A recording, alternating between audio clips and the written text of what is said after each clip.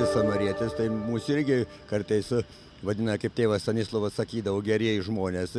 Taip ir samariečius vadina gerieji žmonės, nes jie padeda, nežiūri savęs, kad kartais galbūt ir laiką aukoja, ir dar kai ką galėtų nueiti kitur, ar į kokius nors vakarus, ar kultūrinius renginius, bet jie eina pas tuos vargšus žmonės. Jie kaip tas galėsingasis samarietis, kuris pasilenkia prie žmogaus. Patys didieji darbai yra padaromi pasilenkiant prie kito žmogaus, atiduodant savotišką pagarbą žmogui. Nesvarbu, kad jis yra kažkiek tai galbūt žemesniam ten lygiai ar panašiai, bet vis vien tai jo pasilenkimas tai yra didelis žmogiškasis ir, sakyčiau, dangiškasis darbas.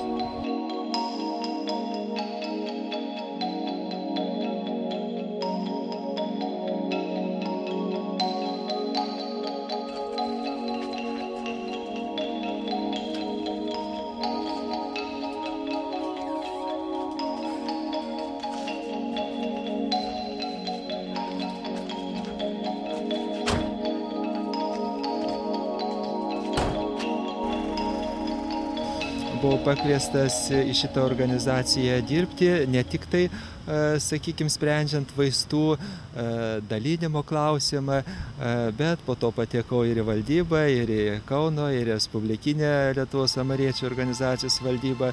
Na, sakykime, kitas toks veiklos aspektas tai buvo rūbų dalinimas, nes irgi tuo metu rūbai buvo brangus, įmonės pradėjo griūti, infliacija didžiulė. Na ir tai buvo kasdieninė irgi žmogui reikalinga priemonė. Atsimenu, mūsų bazė tai buvo Karmelitų bažnyčios pusrūsiai. Ir būdavo tai, kad pavasarį anksti apsemdavo ir tiesiog būdavo tai, kad mes ten su ilgais batais vaikščiodavome ir spręsdavom, kaip ten kur ką padėti, kaip kur ką išdalinti. Tai va, bet žmonėm tai buvo labai didelė dovana, jie labai šitą dalyką vertino.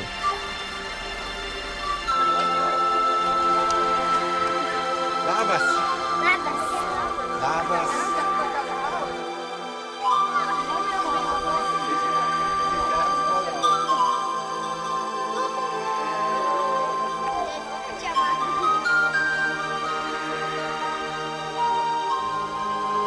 Pradžia tai buvo prieš 2 metus, tai buvo būtent birželio 1 2005 metų, kai mus pakvietė į vaikų šventę. Ir tenai mes sudalyvavome su 20 vaikų pirmą kartą ir būtent ta veikla ir prasidėjo nuo to. Taip, šeimos vaikais. Ir po to jau dienos centrą mes įkūrėm 2005 gruodžio 30 dieną ir jau pradėjom veiklą tik tai ne šiose, o kitose patalpose. Visi vaikai yra iš socialinės rizikos šeimų, būtent ten, kur šeimose yra girtuokliavimą, tai yra skurdžiai gyvenančios šeimos, kurie neturi nei pakankamai pinigų, nei tiesiog galimybių, galbūt kartais netgi noro rūpinti savo vaikais. Tai būtent jie čia randa kaip šeimos kažkokį prieglobstį, kaip šeimai.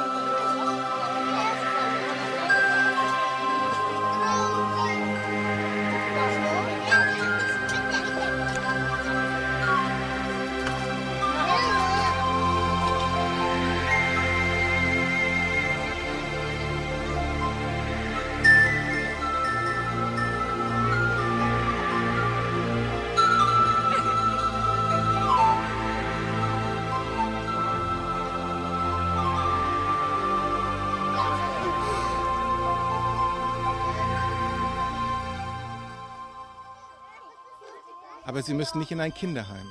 Und das ist, denke ich, ganz wichtig. Es bleibt ein Familienverbund da und die Zukunft Litauens liegt in diesen Kindern.